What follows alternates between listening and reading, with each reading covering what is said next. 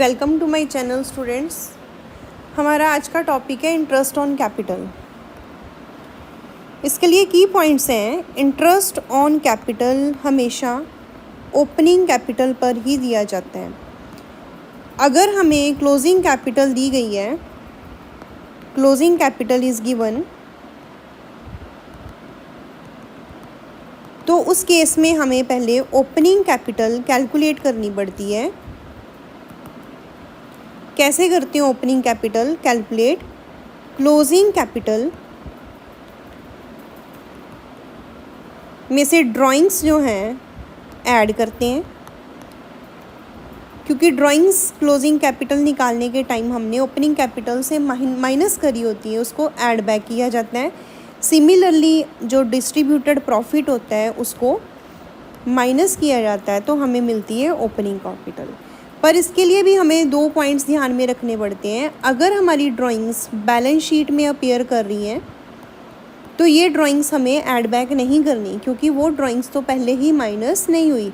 Similarly अगर profit है, profit में से कुछ पोर्शन हमारा अनडिस्ट्रीब्यूटेड बैलेंस शीट में शो हो रहा है, तो इसका मतलब वो प्रॉफिट डिस्ट्रीब्यूट नहीं हुआ, तो वो प्रॉफिट माइनस नहीं होएगा। This is for when only opening capital का केस है। सेकंड है हमारे पास, अगर हमारी फिक्स्ड कैपिटल है तो इस केस में opening capital is always equal to closing capital. तो ओपनिंग क्लोजिंग इस केस में सेम होती है, बस आपने रेट ऑफ इंटरेस्ट अप्लाई करना है, आपका आंसर आ जाएगा। थर्ड सिचुएशन जो हम फेस करते हैं वो होती है कि capital changed during the year.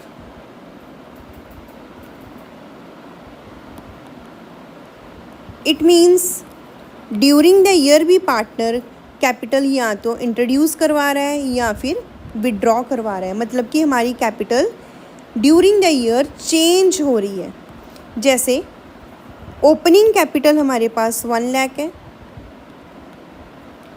During the year partner ने in the month of December 50,000 introduce करवाया है बिजनेस में as a capital, and in the month of February partner ने 20,000 कैपिटल में से विड्रॉ करवाया है।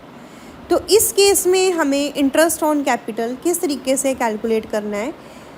आपने एक तो होता है कि अलग अलग हर मंथ का कैलकुलेट करो, सेकेंडली होता है कि हम जैसे ड्राइंग्स के लिए प्रोडक्ट मेथड यूज़ करते हैं, तो सेम मेथड यहाँ पे भी यूज़ कर सकते हैं, बट उसका डिफरेंस ये रहेगा कि जब वो कैपिटल विड्रॉ करवाता है तो हम उसको माइनस में लिखेंगे। एग्जाम्पल में इसी क्वेश्चन को सॉल्व करती हूँ। सपोज 1 अप्रैल को कैपिटल है 1 लाख, 30 जून को पार्टनर फर्दर 50,000 इंट्रोड्यूस करवाता है, 31 दिसंबर को पार्टनर 10,000 कैपिटल विड्रॉ करवा रहा है। तो यहाँ पे भी हम प्रोडक्ट मेथड लगा सकते हैं, यहाँ पे हम पीरियड कैलकुलेट कर सकते हैं। सो 1 अप्रैल से लेकर कमिंग 31 मार्च तक 12 मंथ्स, 30 जून मीन्स जुलाई, अगस्त, सितंबर, अक्टूबर, नवंबर, दिसंबर, जनवरी, फरवरी, मार्च, तो हमारे 9 मंथ्स हो गए। 31 दिसंबर मीन्स 3। इसको अगर हम प्रोडक्ट में लेके आते हैं तो हमारा प्रोडक्ट बनेगा 12 लाख, 4,50,000। जहाँ उसने कैपिटल विड्रॉ करवाई है उसको हम ऐसे ही माइनस में लिख देंगे 30,000। सो इसका नेट इफेक्ट निकालेंगे, 12 लाख प्लस 4 लाख 16,20,000। इसका नेट रिजल्ट देख लो कितना बनता है। 4,50,000 में से 30,000 आपने माइनस कर दिए, 420, सो 12 lakh. So interest on capital will be 16,20,000। Suppose rate of interest is 10% और यहाँ पे भी 1/12 लग जाएगा, और इसकी कैलकुलेशन करके